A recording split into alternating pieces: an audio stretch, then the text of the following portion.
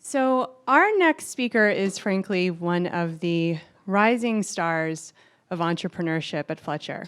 Before coming to Fletcher, he helped to co-found two organizations that help to focus on social entrepreneurship in Sierra Leone and South Africa. He is going to go back to Africa this summer to help institute a new program to help vulnerable populations get access to the services that they need most. Please give a round of applause to Grant Bridgman, who will discuss how technology can pave the way for this new initiative.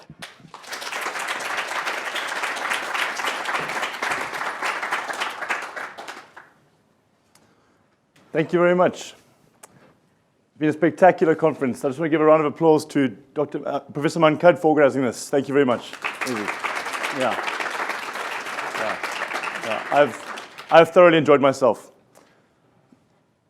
So I am South African, and I was greatly impacted by the life and the autobiography of Nelson Mandela, A Long Walk to Freedom. In Mandela's book, he recounts 27 years spent in prison, and he also gives us a humorous side story about an argument that he had with some fellow friends, inmates in prison, an argument that lasted almost a decade. This argument was about whether or not the tiger had ever been native in Africa. Apparently, it wasn't until after Mandela was released from prison that he found out that the answer to this debate was that they were not. So now, Mandela had many barriers to accessing information when he was in prison, more barriers than we have now. And can you imagine how different it would have been if one of you had been one of his friends in prison and at the day of that first argument had taken out their smartphone and just looked up the answer quickly and ended 10 years of debate and conversation? We live in a slightly different age when we have access to information. And I don't think I need to argue and convince any of you that access to this information, access to the internet, our smartphones, have changed our lives for better or worse. But I do want to stress that this access to information that's unprecedented in human history has increased the productivity of our businesses and increased our incomes on average. My very first job was in Sierra Leone, where I corresponded with an MIT professor by email, and where I learned what I needed to do on the job by looking it up online. Really slow internet connection. But nonetheless, taught myself to program in Stata. And once I also had to learn how to program a moisture meter. So I had to calibrate it to measure the water content in cacao beans, cacao for chocolate. And I had no idea. But I had to do it by that evening, tight deadline. And I looked it up online.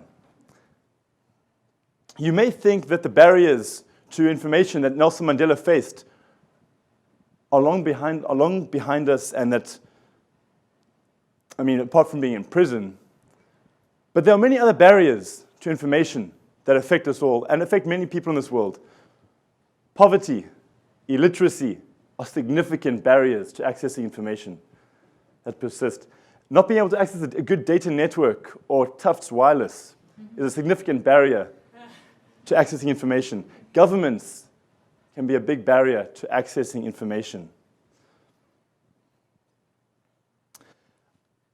Let me tell you about a friend of mine in Sierra Leone called Ibrahim. Ibrahim is a cacao trader. He drives on his motorbike out into small villages in the eastern forests of Sierra Leone, the area greatly affected by the Ebola crisis, and he buys cacao from small-scale farmers, piles it high on his motorbike, and sends it to larger towns to sell onto wholesale traders. There are a few pieces of information that would greatly benefit Ibrahim's business and reduce the risk that he bears. He needs to know the weather for his travel, but also because he needs to lay the beans out to dry. And the rain can greatly damage the beans, the rain. He'd also like to know the price of cacao elsewhere in the world, so he knows he's getting a fair price when he goes into town. He also sometimes forgets what a word is in English and would like a quick translation. Ibrahim does not have access to this information. He doesn't use the internet. But he does have a phone. His phone does have data capability, limited, but he can't afford a data plan. His literacy is also not proficient. Ibrahim is not alone. The International Telecommunications Union recently released figures saying that 40 out of every 100 people in this world use the internet. They also released a similar figure that there are 96 active cell phone subscriptions per 100 people in this world. Now, give and take for some measurement error and for some ghost cell phone subscriptions, that still leaves about half of the world who do not use the internet, but who have a simple phone. Maybe a phone like this. Now, we are in a tragic twist of fate. We who have access to the internet and to constant wireless networks, and we can access the weather in Kailaun right now if we wanted to, where Ibrahim lives. We could access the cacao prices, and we could also find out any word in English in the translation that he needs. But he doesn't have this information. There's a tragic disconnect here. How do we get that information to people like Ibrahim? I mean, I could look it up right now on my phone. How about it? Do you want to look it up? Well, I want to look it up. So, okay, so the weather in Kailaun. So now, Google, tell me, what is the weather in Kailaun tomorrow? Tomorrow's forecast for Kailaun is 89 degrees with scattered. Did you hear that? Okay, thunderstorms tomorrow in Kailaun. How do we tell Ibrahim? We could call him, he has a phone, right? But would it be even better if we could make some way for Ibrahim and the half of the world to access this information whenever they wanted it, on their own terms, just as you access information whenever you want it?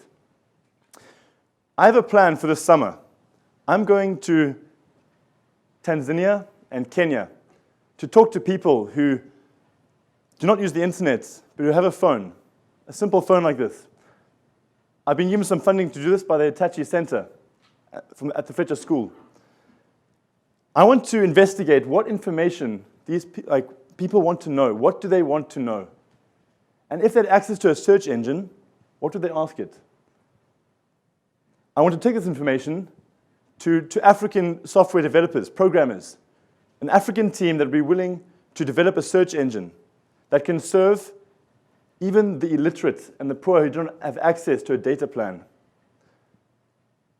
I want somebody to be able to phone a number for free, ask a question in their own language, and receive an answer, just as I did right now on my phone. The technology to do this already exists. It just hasn't been rolled out to the half of the world that needs it most.